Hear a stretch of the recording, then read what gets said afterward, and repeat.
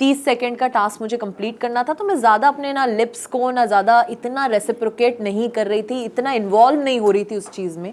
वो कुछ ज़्यादा पर्सनल ले गए इस चीज़ को कि वो ओवर ही घुसने लग गए, ओवर ही पैशनेटली किस करने लग गए, और मैंने उतना रिएक्शन बैक उन्हें दिया नहीं उस चीज़ में। So ma'am, first of all आप बिग बॉस से बाहर आ चुके हैं, कहते हैं ना कि कुछ तो वजह रही होगी, यूं ही कोई बेवफा नहीं हो जी। क्या वजह रही होगी फिर बाहर आने की? सी आई थिंक काफ़ी टारगेटेड थी मैं पहले दिन से, जो मुझे लगता है गेम खेलने का अपना 100% देने का मौका मुझे बिल्कुल नहीं मिला। बहुत कम रही हूँ इस घर में, एंड एक नैरेटिव के साथ जो मुझे प्रेजेंट कर दिया, एक सेट करके लोगों के दिमाग में कि ये बहुत ज़्यादा फेक है, ये बहुत प्रिपेयर्ड है, बहुत ओवर कॉन्फिडेंट है, बहुत कुछ चीज़ें मुझे लगता है लोगों के दिमाग में पहले ही डाल दी गई, और उसको इरेज करने का ये इतना लंबा शो है नहीं, मुझे इतना वक्त ही नहीं मिला, और इसीलिए शायद मैं आज बाहर हूँ। और दूसरा मुझे लगता है रियलिटी शो में रियल थोड़ा कम ही रहना चाहिए, और मैं काफ़ी रियल खेल गई शायद इसीलिए बाहर हूँ। जैसे आपने कहा कि आप रियल खेल गए, तो आपको क्या लगता है फिर कौन फेक खेल रहा है? मोस्टली लोग फेक खेल रहे हैं, इसीलिए वो अंदर हैं।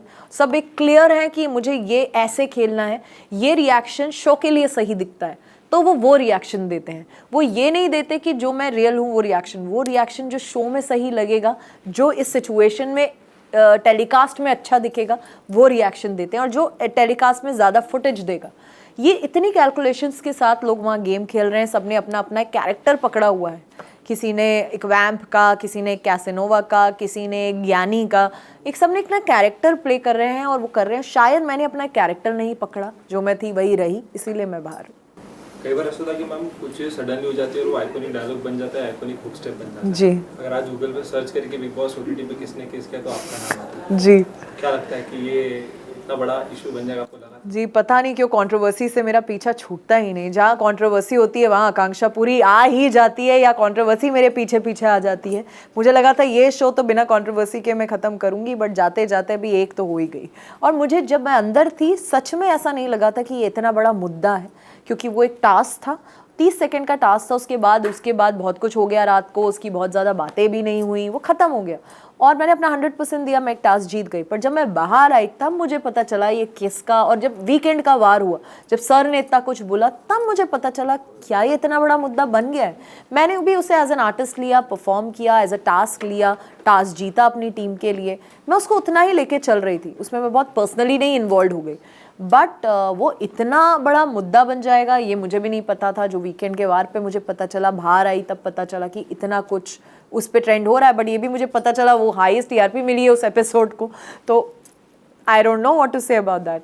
सलमान सर ने आप सभी की तरफ से माफ़ी मांगी जी जी तो उसमें क्या कहना है?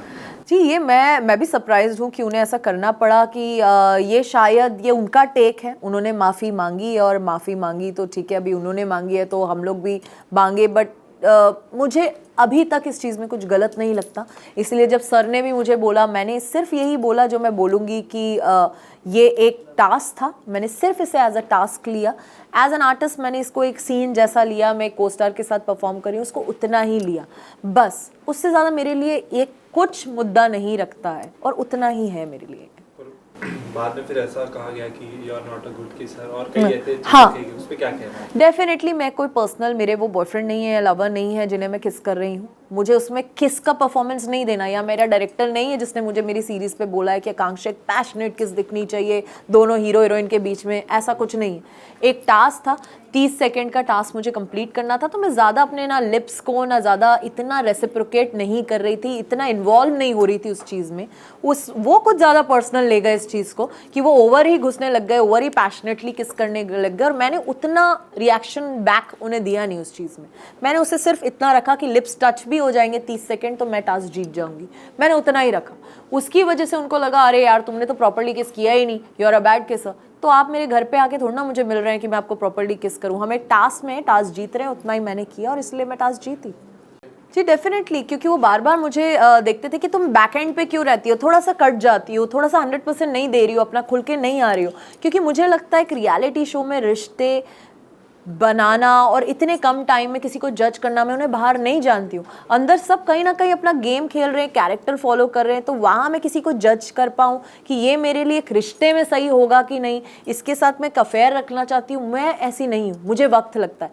किसी के लिए एक लाइकिंग हो सकती है, बट इतना बड़ा डिसीजन लेना कि मुझे इसको डेट करना है, मुझे इसके साथ रहना, उसके लिए मुझे टाइम चाहिए, उसके लिए मुझे उस इंसान को बाहर मिलना होगा। क्योंकि अभी आप सिर्फ एक घर के अंदर है, बाहर जब मैं काम पे जाती हूँ आप कैसे होते हो, आप काम पे जाते हो कैसे होते हो, एक नॉर्मल लाइफ के रूटीन में आप कैसे हो, इसको देखने के लिए मुझे आपको बाहर मिलना होगा इस गेम शो से हट के। वहाँ एक घर में कोई काम नहीं है, 12 लोग हो, वहाँ पे ऐसा होना बहुत नॉर्मल बात है। वहाँ आप मुझे उतना टाइम भी दे रहे हो, उतना अटेंशन भी दे रहे हैं, उतनी चीज़ें कर रहे हैं, बट नॉर्मली आप इंसान क्या हो ये जानने के लिए मैं उस घर में डिसीजन नहीं ले सकती। और मेरे साथ जो हुआ है, मेरे को टाइम लगता है, अब मैं बहुत केयरफुल हो गई हूँ, अब मैं अपने आप को टाइम देती हूँ, जो पहले टाइम मैंने लोगों को दिया है, तो वो टाइम अब मैं अपने आप को देती हूँ। अब बहुत प्यार करती हूँ, अपने काम को डेट कर रही हूँ और अपना 100% दे रही हूँ, और वही मैंने उनको बोला। क्या लगता है मैम कौन होगा विनर इस बार? जी बहुत अच्छा गेम खेल रहे हैं पूजा मैम और अभिषेक, और मुझे लगता है बहुत ही मास्टरमाइंड के साथ अभिषेक खेल रहे हैं, और पूजा मैम तो सबको पता ही है जैसे खेल रही हैं, वो बहुत शार्प हैं, बहुत स्ट्रॉन्ग हैं, और ये दो मेरे टॉप 2 डेफिनेटली हैं, और मुझे लगता है अभिषेक को ये गेम जीतना चाहिए।